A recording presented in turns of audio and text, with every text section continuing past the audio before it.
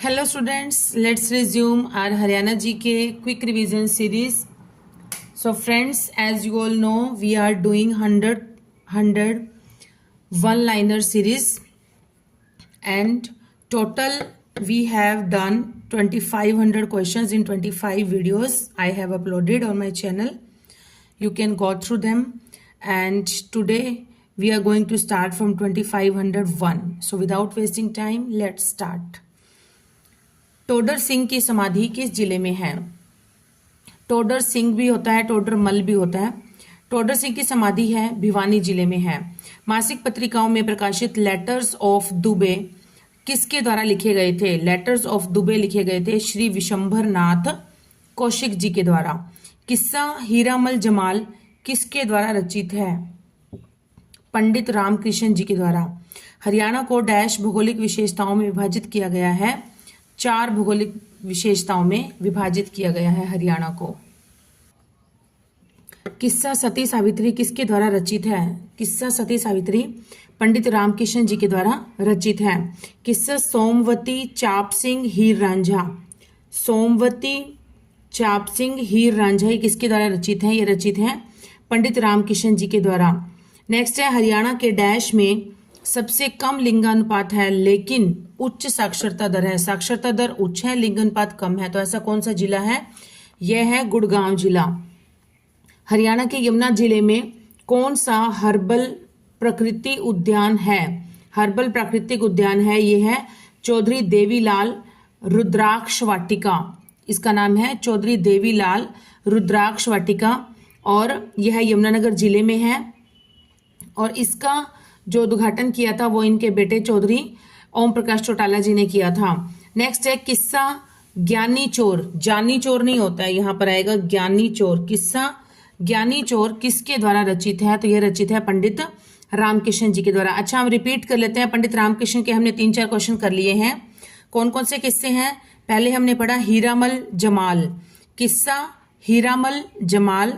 फिर है सती सावित्री, सोमवती चाप सिंह हीर रांझा और ज्ञानी चोर। ये सारे किस्से जो हैं वो किसके द्वारा रचित हैं? पंडित रामकृष्ण जी के द्वारा। रिपीटिंग, हीरामल जमाल, सती सावित्री, सोमवती चाप सिंह हीर रांझा और ज्ञानी चोर, ये सारे ही पंडित रामकृष्ण जी के द्वारा रचित किस्से हैं। नेक्स्ट, 1927 में बाबर ने मेवाड़ के राजा राणा सांगा को डैश में हराया था। ये फ्रेंड्स 1927 तो बिल्कुल गलत है, यहां पर ये आएगा 1527। 1927 में कहा बाबर आ गए, है ना। 1526 में हुआ था पानीपत का पहला युद्ध और 1527 में हुआ था खानवा का युद्ध या खानवा की लड़ाई। और खानवा का युद्ध हुआ था राणा सांगा और बाबर के बीच में, जिसमें कि बाबर ने मेवाड़ के राजा राणा सांगा को हरा दिया था इस युद्ध में। 1527 में हुआ था ये। नेक्स्ट है हरियाणा 100% ग्रामीण विद्युतीकरण करने वाला देश का कौन सा राज्य बन गया? तो देश का पहला राज्य बन गया घर घर बिजली पहुंचाने वाला। और ऐसा पॉसिबल हुआ था जो हमारे सीएम रहे थे चौधरी बंसीलाल जी, उनके शासनकाल में ये पॉसिबल हुआ था 1970 में। नेक्स्ट इज बाबू मूलचंद जैन को डैश के नाम से भी जाना जाता है। तो बाबू मूलचंद जैन को जाना जाता है हरियाणा का गांधी, हरियाणा का गांधी कहा जाता है बाबू मूलचंद जैन जी को। 2024 लोकसभा चुनाव के लिए हरियाणा का मुख्य निर्वाचन अधिकारी कौन था? 2024 लोकसभा चुनाव कह दीजिए या फिर कह दीजिए 15वीं विधानसभा के जो चुनाव हुए थे, ठीक है। तो इस समय कौन था? ये थे श्री पंकज अग्रवाल। श्री पंकज अग्रवाल थे 2024 की लोकसभा चुनाव के हरियाणा का मुख्य निर्वाचन अधिकारी थे। केंद्रीय जल संसाधन मंत्री नितिन गडकरी ने जल संकट से निपटने के लिए ऊपरी यमुना बेसिन में लखवार बहुउद्देशीय परियोजना के निर्माण के लिए कितने राज्यों के साथ memorandum of understanding MOU, full form भी आ गई MOU की, मेमोरेंडम ऑफ अंडरस्टैंडिंग पर हस्ताक्षर किए थे? तो कितने राज्यों के साथ ये किए थे? 6 राज्यों के साथ। टोटल 6 राज्यों के साथ इन्होंने हस्ताक्षर किए थे। नेक्स्ट इज केंद्रीय प्रदूषण नियंत्रण board CPCB, central pollution control board ने हरियाणा राज्य प्रदूषण नियंत्रण बोर्ड को यमुनानगर डैश और डैश मतलब 2 डैश जो हैं ये खालिस्तान रिक्त स्थान हमें भरने हैं। कौन क्या क्या आएगा, कौन कौन से जिले और हैं 2। तो देख लीजिए, यमुनानगर डैश और डैश में उन औद्योगिक इकाइयों की पहचान करने और तुरंत बंद करने का आदेश दिया है जो कि यमुना नदी के पानी को प्रदूषित कर रही हैं और जल संरक्षण रोकथाम और नियंत्रण अधिनियम 1974 के तहत निर्धारित मानदंडों का पालन नहीं कर रही हैं। तो कौन कौन से हैं? यमुनानगर, पानीपत और कुंडली। कुंडली है सोनीपत में, यमुनानगर, पानीपत, सोनीपत, या सोनीपत का प्रॉपर प्लेस है कुंडली। इन तीनों को ही वार्निंग दी गई है इस चीज के लिए सीपीसीबी, केंद्रीय प्रदूषण नियंत्रण बोर्ड के द्वारा। चलिए नेक्स्ट इज असली पंचतंत्र किसके द्वारा लिखा गया था? असली पंचतंत्र के रचयिता हैं विष्णु शर्मा। हरियाणा में रबी के मौसम के दौरान एक प्रमुख फसल के रूप में कौन सी फसल उगाई जाती है? ये उगाई जाती है गेहूं की फसल। हरियाणा राज्य में भूमि आधारित पर्यावरण के व्यवस्थित भौगोलिक अध्ययन के उद्देश्य से इसे डैश प्राकृतिक स्थलाकृति क्षेत्र या प्रभागों में सीमांकित किया गया है। तो ये कौन से हैं? 5 प्राकृतिक स्थलाकृति हैं। नेक्स्ट, कौन सी पर्वत श्रृंखला भूगर्भीय इतिहास के अनुसार भारत में मोड़दार पर्वतों की सबसे पुरानी श्रृंखला है? भूगर्भीय इतिहास के अनुसार सबसे पुरानी है जो मोड़दार पर्वत है, इनमें है कौन सी है? अरावली। अरावली पर्वत श्रृंखला जो है वो भूगर्भीय इतिहास के अनुसार सबसे पुरानी श्रृंखला है। हरियाणा का कौन सा दक्षिणी जिला बाजरे का एक प्रमुख उत्पादक है? बाजरा सबसे अधिक कहां पर उगाया जाता है? कौन सा दक्षिणी जिला है? तो ये है भिवानी। और इसका कारण क्या है कि यहाँ की जो मिट्टी है वो रेतीली है ज्यादा, इसलिए ही यहाँ पर बाजरा जो है वो ज्यादा उगाया जाता है। नेक्स्ट इज क्षेत्रफल की दृष्टि से हरियाणा राज्य का सबसे बड़ा शहर कौन सा है? फ्रेंड्स कंफ्यूज नहीं होना, सबसे बड़ा शहर पूछा है। सबसे बड़ा जिला तो हमें पता है सिरसा है। क्षेत्रफल की दृष्टि से हरियाणा राज्य का सबसे बड़ा जिला कौन सा है? सिरसा। अब देखिए यहाँ पर सबसे बड़ा शहर पूछा है तो सबसे बड़ा शहर है फरीदाबाद, लेकिन क्षेत्रफल की दृष्टि से तो गलत हो गया ना ये। ठीक है, क्षेत्रफल ही सबसे कम है। फरीदाबाद का जो क्षेत्रफल है वो सबसे कम है, हमें पता है 741 वर्ग किलोमीटर है। इसलिए अगर ऑप्शंस आता है तो देखिए ऑप्शंस पे भी डिपेंड करती है काफी कुछ चीजें। अगर ऑप्शन में सिरसा आता है तो मेरे ख्याल से हमें सिरसा ही करना चाहिए, क्योंकि क्षेत्रफल तो सबसे बड़ा उसका ही है। और अगर जिला आता है वो तो हमें डन नहीं है, वो तो उसमें कोई कंफ्यूजन वाली बात ही नहीं है। ठीक है, नेक्स्ट, राज्य स्तर पर आपातकाल की घोषणा भारतीय संविधान के किस अनुच्छेद के अंतर्गत की जाती है? देखिए समझना, यहाँ पर एक क्वेश्चन आगे भी आएगा, उसमें है राष्ट्रीय स्तर पर। मैं दोनों पहले क्लियर कर देती हूँ। राज्य स्तर पर अगर स्टेट लेवल पर हमें अगर स्टेट लेवल पर आपातकाल की घोषणा की जाती है तो उसका वर्णन है भारतीय संविधान के अनुच्छेद 356 में, 356 में है। ठीक है, और अगर राष्ट्रीय स्तर पर, ये देखिए 34 नंबर क्वेश्चन है, दोनों को इकट्ठा करेंगे ना तो इजीली लर्न रहेगा।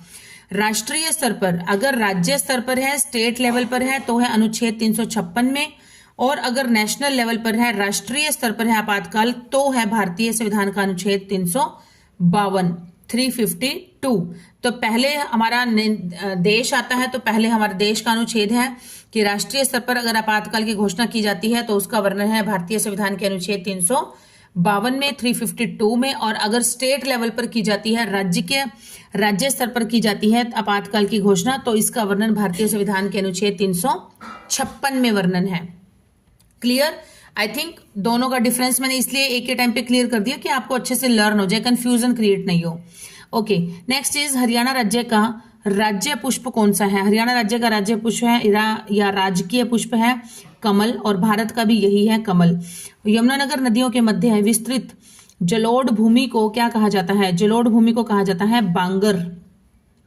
मोहम्मद गौरी ने चंदावर की लड़ाई में डैश को पराजित किया था। तो चंदावर की लड़ाई में किसको पराजित किया था?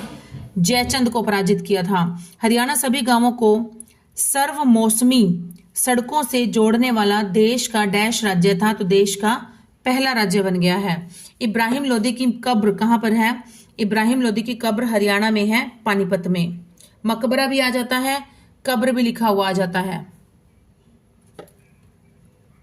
हरियाणा सरकार की आपकी बेटी हमारी बेटी योजना के तहत 22 जनवरी 2015 या उसके बाद पैदा हुई अनुसूचित जाति के परिवार की दूसरी बालिका को कितनी आर्थिक मदद प्रदान की जाएगी? दूसरा बच्चा होना चाहिए, गर्ल चाइल्ड, तो दिए जाएंगे सरकार के द्वारा 21,000 रुपए दिए जाएंगे, और वो एक ही बार दिए जाएंगे। ऐसा नहीं है कि एक बार अब दिए जाएंगे या एक बार 10 साल के बाद या 18 साल के बाद, नो, सीधा एक ही बार उसको 21,000 रुपए हरियाणा सरकार के द्वारा आर्थिक मदद प्रदान की जाएगी।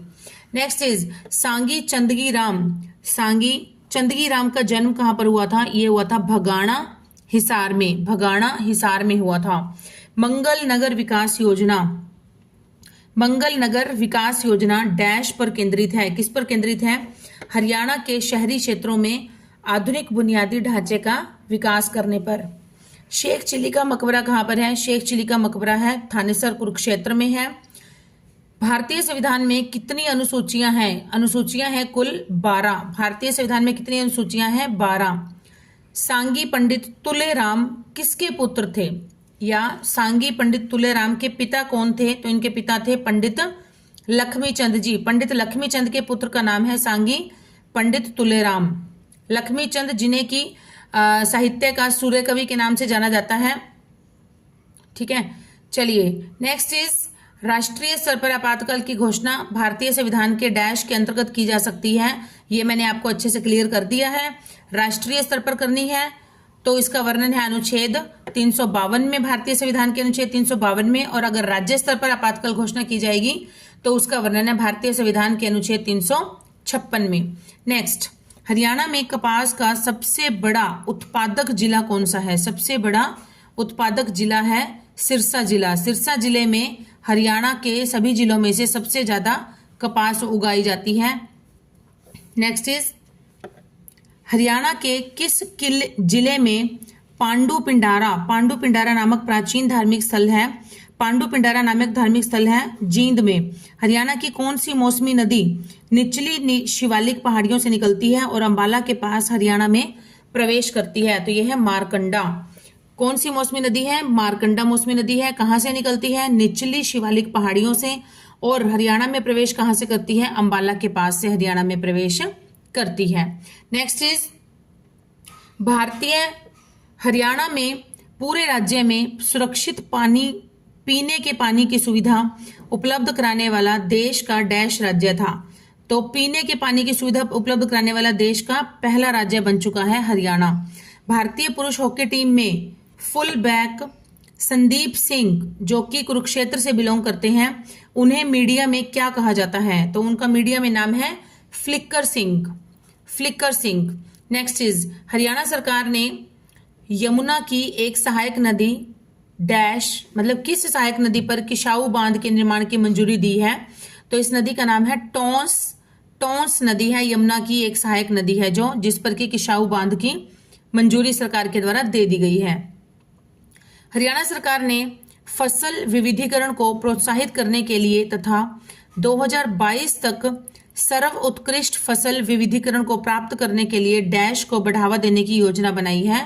तो किस चीज को बढ़ावा दिया जाएगा? बागवानी को। बागवानी को बढ़ावा देने की योजना बनाई है सरकार ने ताकि फसल विविधीकरण हो सके। नेक्स्ट इज हरियाणा को भारत का ओपन डेफिकेशन फ्री ODF, खुले में शौच मुक्त, ठीक है, ODF भी आता लिखा हुआ, ओपन डेफिकेशन फ्री इसकी फुल फॉर्म हो गई, और हिंदी में आता लिखा हुआ तो खुले में शौच मुक्त। ठीक है, स्टेट घोषित किया गया है। तो कौन से नंबर का स्टेट बना है? ये हरियाणा भारत का 5वें नंबर का स्टेट बन गया है ऐसा करने वाला। नेक्स्ट इज हाल ही में पंजाब और हरियाणा उच्च न्यायालय ने पंजाब, हरियाणा और केंद्र शासित प्रदेश चंडीगढ़ को निर्देश दिया है। क्या निर्देश दिया है? कि अदालत के समक्ष जब कार्रवाई में अभियुक्तों, पीड़ितों या गवाहों की, मतलब जो भी आप अभियुक्त होते हैं, पीड़ित होते हैं या जो गवाह पेश किए जाते हैं, उनकी डैश का उल्लेख ना करें। किस चीज का उनका उल्लेख ना करें? उनकी जाति का उल्लेख नहीं किया जाना चाहिए। ऐसा जो है वो उच्च न्यायालय ने स्ट्रिक्ट निर्देश दिया है। नेक्स्ट, पंडित जसराज एक डैश हैं। पंडित जसराज हैं एक शास्त्रीय गायक जिनका जन्म हुआ था 28 जनवरी 1930 को हिसार के पीली मंदोरी गांव में। नेक्स्ट इज सांगी पंडित तुलेराम को राज्य सरकार द्वारा प्रशस्ति पत्र सम्मान कब दिया गया था और किसके द्वारा दिया गया था, ये ध्यान रखना, राज्य सरकार के द्वारा। ये दिया गया था 1982 में, 1982 में दिया गया था। नेक्स्ट इज, भारत के एक संस्कृत गद्य लेखक और कवि बाण भट्ट का एक प्रधान कार्य राजा डैश की जीवनी है। मतलब बाण भट्ट ने किसकी जीवनी लिखी थी? बाण भट्ट जो थे वो हर्षवर्धन के दरबार में दरबारी कवि थे, तो ऑब्वियस बात है उनके दरबारी कवि थे, तो उन्हीं की ही उन्होंने जीवनी लिखी है। हर्षवर्धन जो सम्राट, बहुत बड़े सम्राट बने हैं वर्धन वंश के, और वर्धन वंश के अंतिम सम्राट भी यही थे, और इन्हीं के बारे में ही कवि बाण भट्ट ने लिखी है, और ये इनका एक बहुत बड़ा एक प्रधान कार्य माना जाता है। नेक्स्ट इज, सांगी पंडित तुलेराम को संगीत नाटक अकादमी की तरफ से श्रेष्ठ कलाकार सम्मान कब दिया गया था? 1985-86 में। अभी दो क्वेश्चन आ गए, 45 और 47, दोनों को हम एक बार अच्छे से पढ़ लेते हैं, फिर से रिपीट करते हैं कि पंडित तुलेराम जी को सांगी पंडित तुलेराम जी को राज्य सरकार के द्वारा प्रशस्ति पत्र सम्मान दिया गया था 1982 में, और संगीत नाटक अकादमी की तरफ से दिया गया था श्रेष्ठ कलाकार सम्मान 1985-86 में। नेक्स्ट इज, सुल्तानपुर पक्षी अभ्यारण्य। सुल्तानपुर पक्षी अभ्यारण्य हरियाणा के किस जिले में है? ये है जिले में है तो गुरुग्राम है, और वैसे प्रॉपर प्लेस है फारूकनगर गुरुग्राम। नेक्स्ट इज, राजस्थान में जीतगढ़ और मनोहरपुर भी आता है, और कहीं पर लिखा हुआ बहरोड भी आता है। जीतगढ़ और बहरोड की पास मेवात की पहाड़ियों से किस नदी का उद्गम होता है? तो किस नदी का उद्गम होता है? ये है साहिबी नदी, जो कि दक्षिण हरियाणा में बहती है। ये CMGGA की फुल फॉर्म है chief minister good governance associate program. Chief minister good governance associate program. Haryana में प्रथम विधानसभा चुनाव किस वर्ष हुआ था? यह हुआ था 1967 में, 1967 में। हरियाणा में निम्नलिखित का मिलान करें, किस किस का? पानीपत की पहली लड़ाई, तो हम सबको पता है पानीपत की पहली लड़ाई किस किस के बीच हुई थी? 1526 में हुई थी, बाबर और इब्राहिम लोदी के बीच हुई थी, तो ए का हो जाएगा थर्ड, बाबर राइट आंसर है। पानीपत की दूसरी लड़ाई में कौन था? अकबर और हेमचंद्र विक्रमादित्य, या अकबर और हेमू कहा जाता है, तो ये हो जाएगा बी का फर्स्ट। पानीपत की तीसरी लड़ाई हुई थी, बहमद नहीं है, अहमद है, अहमद, अ अनार वाला है यहाँ पर, अहमद शाह अब्दाली के साथ हुई थी। चलिए नेक्स्ट इज, 14 नवंबर 2024 तक हरियाणा कैबिनेट में आबकारी और कराधान मंत्री निम्नलिखित में से कौन था? निम्नलिखित में से मतलब ऑप्शंस दिए गए होंगे ना, तो यहाँ पर ऑप्शंस नहीं है हमारे पास, तो हम बताएंगे कि 14 नवंबर 2024, पहले तो ये देख लीजिए 14 नवंबर 2024, इसका मतलब यहाँ तक, इस समय तक हमारी जो 15वीं विधानसभा है वो बन चुकी थी, क्योंकि अक्टूबर में इलेक्शंस हुए थे, तो हमारी जो है 15वीं विधानसभा बन चुकी थी। तो इसका क्वेश्चन ये भी बन सकता है कि 15वीं विधानसभा में हरियाणा कैबिनेट में आबकारी और कराधान मंत्री कौन है, या फिर 14 नवंबर 2024 तक एग्जैक्ट डेट लगाकर पूछा गया है। तो हमारे थे इस समय जो पिछली जो थी 14वीं विधानसभा, उस समय थे हमारे दुष्यंत सिंह चौटाला जी, जो कि जेजेपी के थे, जेजेपी से बिलोंग करते थे, वो बना, उन्होंने अपने पास रखा था ये वाला। लेकिन अब की बार इस सरकार में, इस विधानसभा में हमारे पास ये जो कार्य किसने रखा है अपने पास, मंत्रालय, आबकारी और कराधान मंत्रालय, ये है श्री नायब सिंह सैनी जी के पास, जो कि हमारे सीएम हैं, सीएम साहब हैं, जो हमारे मुख्यमंत्री जी हैं, उनके पास ही है अब की बार ये। नेक्स्ट चीज, हरियाणा सरकार ने फरीदाबाद के निष्क्रिय थर्मल पावर प्लांट में डैश के कार्यान्वयन करने की परियोजना शुरू की है, तो किसकी की है? Ground mountain solar PV power plant, ground mountain solar PV power plant की। हरियाणा राज्य सरकार 2019 की समाप्ति तक सरकारी स्कूल के छात्रों में 80% श्रेणी स्तर की योग्यता प्राप्त करने के लिए एक विशिष्ट डैश कार्यक्रम की अगुवाई कर रही है। तो किस प्रकार के कार्यक्रम की? सक्षम घोषणा कार्यक्रम की अगुवाई कर रही है। नेक्स्ट, अमेरिका स्थित सिस्को ने हरियाणा के गुड़गांव जिले में डैश का शुभारंभ किया। तो किसका किया था? Global cyber range lab, global cyber range lab का शुभारंभ किया था। नेक्स्ट इज मांझीम निकाय और दिव्यावदान। मांझीम निकाय और दिव्यावदान साहित्य में हरियाणा से संबंधित जानकारी है। ये किस धर्म के साहित्य हैं? तो ये हैं बौद्ध धर्म से संबंधित हैं। यह लेखक 1970 में रोहतक के सरकारी मेडिकल कॉलेज से MBBS करने वाले एक सफल चिकित्सा व्यवसायी हैं। हालांकि आज उनके पास हिंदी, पंजाबी, हरियाणवी और अंग्रेजी में कई प्रकाशन हैं।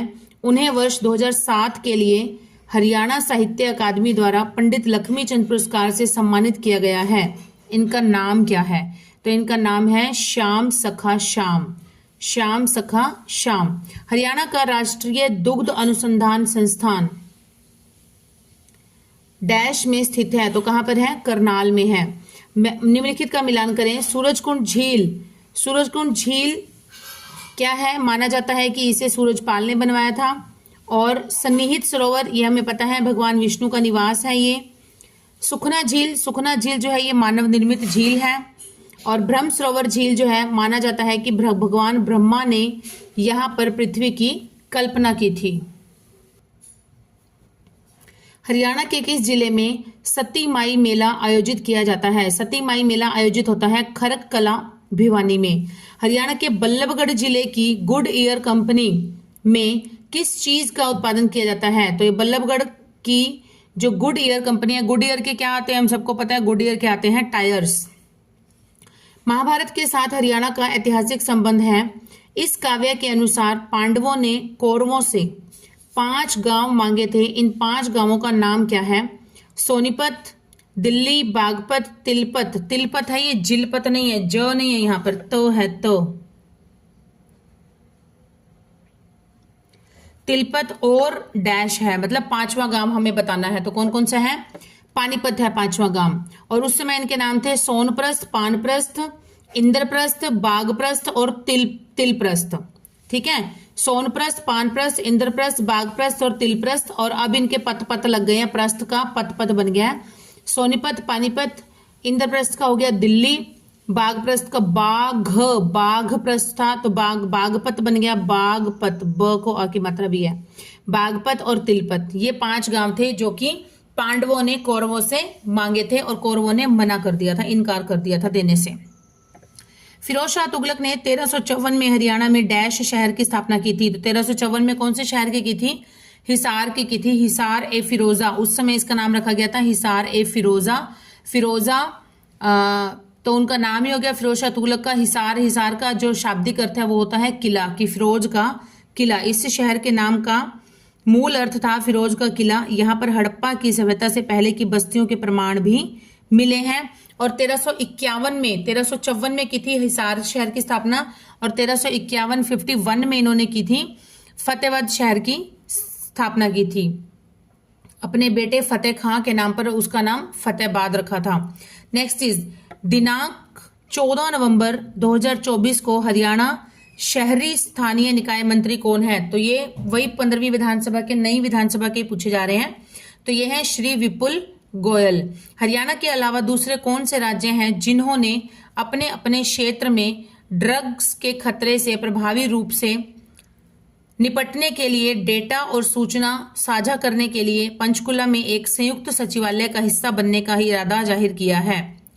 तो हरियाणा के अलावा राज्य हैं पंजाब, उत्तराखंड, हिमाचल प्रदेश, दिल्ली, राजस्थान और उत्तर प्रदेश। वही जो हमारे आसपास के राज्य हैं सभी वही हैं। पंजाब, हरियाणा तो हो ही गया, हरियाणा, पंजाब, उत्तराखंड, हिमाचल प्रदेश, दिल्ली, राजस्थान और उत्तर प्रदेश। नेक्स्ट इज सांगी पंडित तुलेराम को हरियाणा सरकार ने कब राजकीय सम्मान से सम्मानित किया था? तो राजकीय सम्मान से किया था हरियाणा सरकार ने 1993 में। अभी हमने ऊपर इन्हीं का ही पढ़ा था। तुलेराम जी को राज्य सरकार के द्वारा प्रशस्ति पत्र सम्मान दिया गया था 1982 में। और संगीत नाटक अकादमी के द्वारा श्रेष्ठ कलाकार सम्मान दिया गया था 1985-86 में। और उसके बाद फिर 1993 में हरियाणा सरकार ने राजकीय सम्मान से सम्मानित किया था इनको, पंडित तुलेराम जी को। जनवरी 2018 में हरियाणा सरकार ने झुग्गी वासियों के लिए नई पुनर्वास नीति को मंजूरी दी है। इस नीति के तहत झुग्गी वासियों को मुख्य रूप से क्या प्रदान किया जाता है? तो क्या प्रदान किया जाता है ये देखते हैं। शहरी क्षेत्रों में झुग्गी झोपड़ियों में रहने वाले लोगों को दूसरे क्षेत्रों में स्थानांतरित किए बिना आवास की सुविधा प्रदान करने का निर्णय लिया गया है। नेक्स्ट इज हरियाणा के लोगों के द्वारा मॉनसून ऋतु का स्वागत डैश त्योहार के माध्यम से किया जाता है और यह त्योहार एक शुभ घटना के लिए भी मनाया जाता है जब पार्वती जी ने भगवान शिव पर जीत हासिल की थी, उनको प्राप्त कर लिया था। और इस त्योहार की विशेषता ही यह है कि महिलाएं अपनी हथेलियों पर मेहंदी लगाती हैं और झूले पर झूलती हैं। तो कौन सा त्योहार है ये? तीज त्योहार है जो कि मानसून के आगमन पर मनाया जाता है। नेक्स्ट इज लाख की चूड़ियां पाई जाती हैं महेंद्रगढ़ में। भाई परमानंद लोगों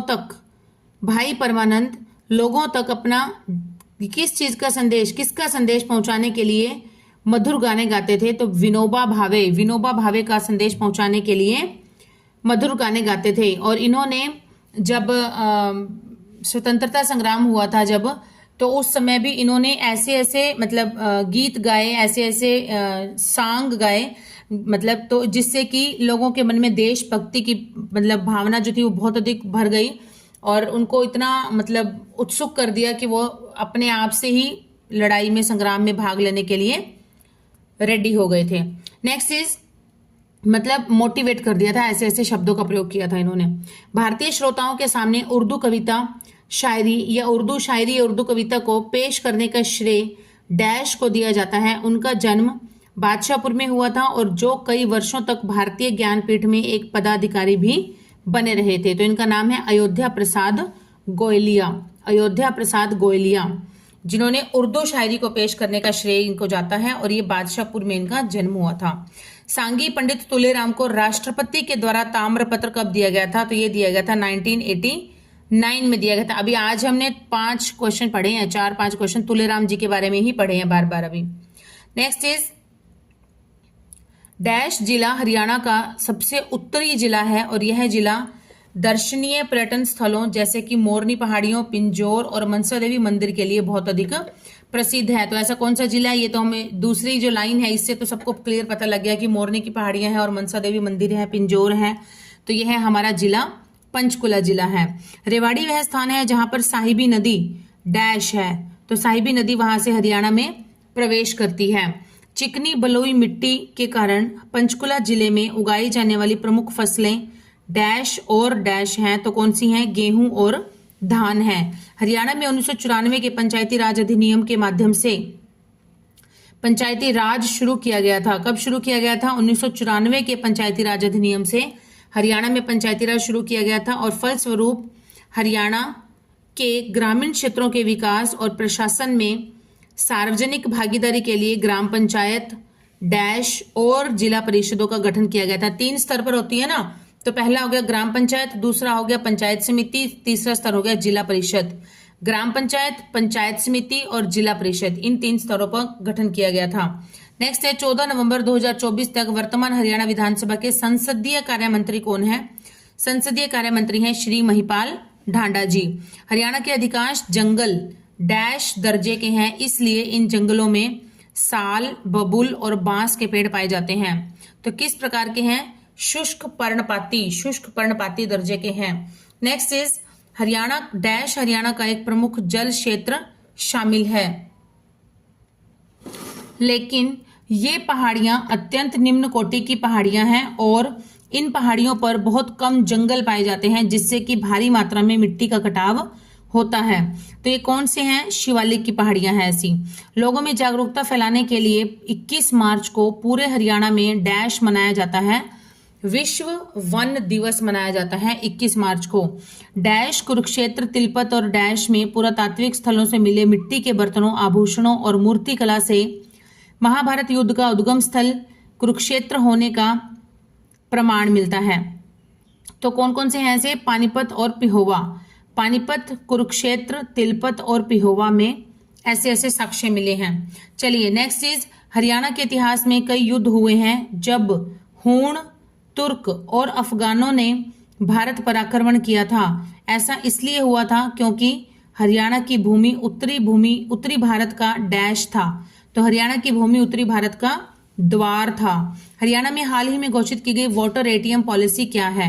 तो वोटर एटीएम पॉलिसी है कि हरियाणा के शहरों में सार्वजनिक स्थानों पर, जो पब्लिक प्लेसेस हैं, वहां पर लोगों को स्वच्छ पेयजल, पीने का स्वच्छ पानी जो है वो उपलब्ध कराया जाना चाहिए।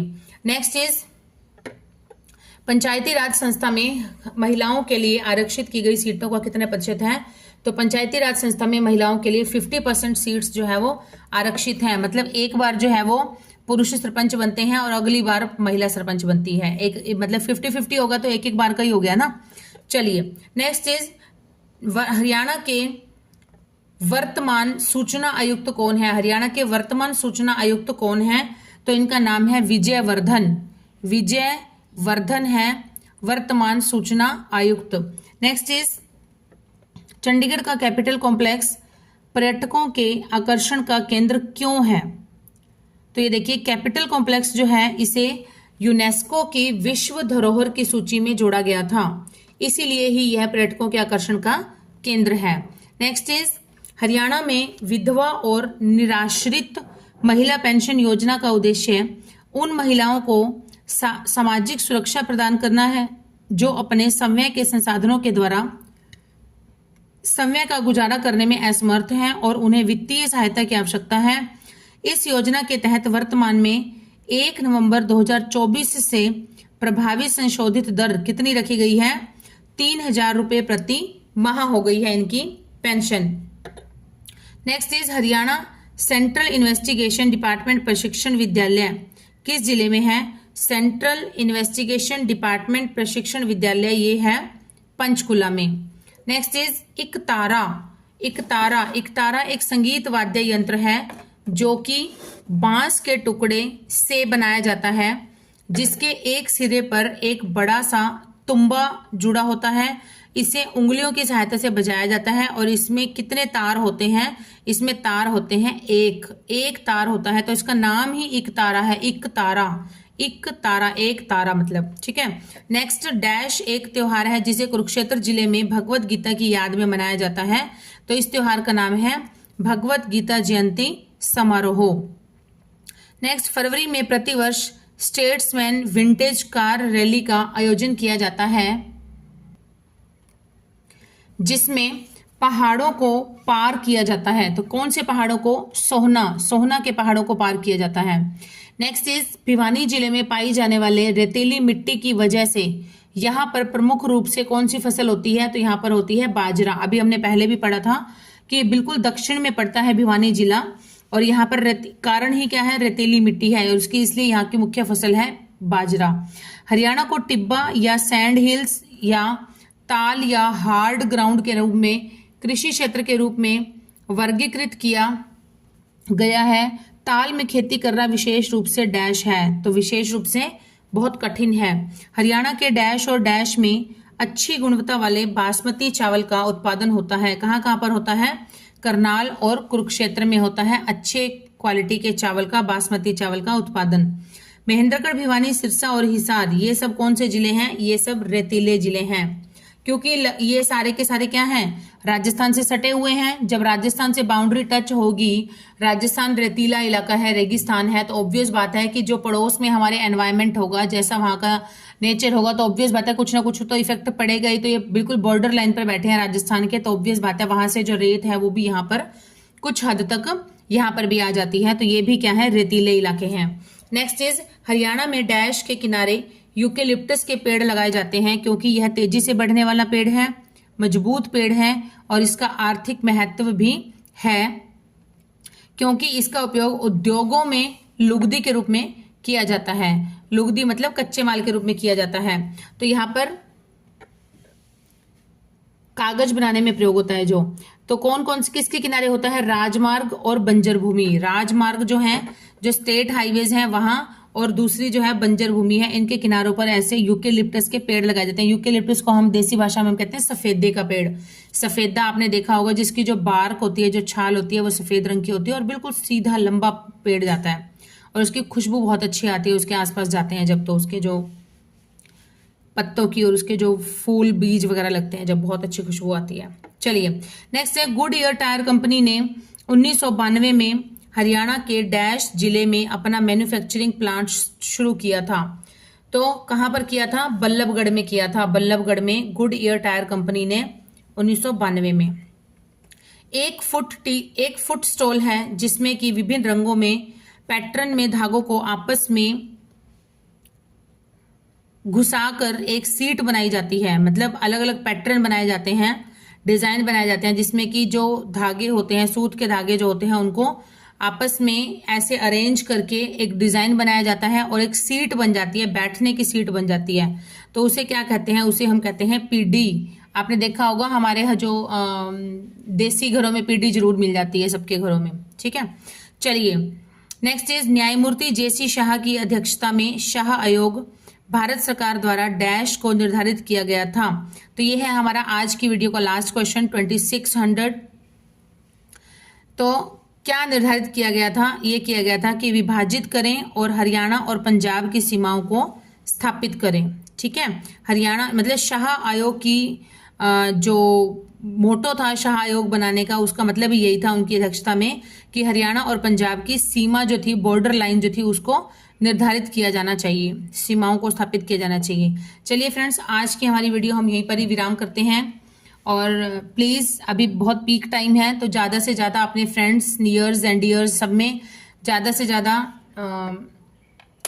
शेयर करें मटेरियल को जो मैं आपको प्रोवाइड करा रही हूँ, और भी अच्छे से आप पढ़ाई करते रहें। जल्दी मिलेंगे न्यू वीडियो में, न्यू फ्रेश 100 क्वेश्चंस के साथ। Till then keep studying, keep hard working and keep supporting my channel, and please do subscribe the channel, and bye students.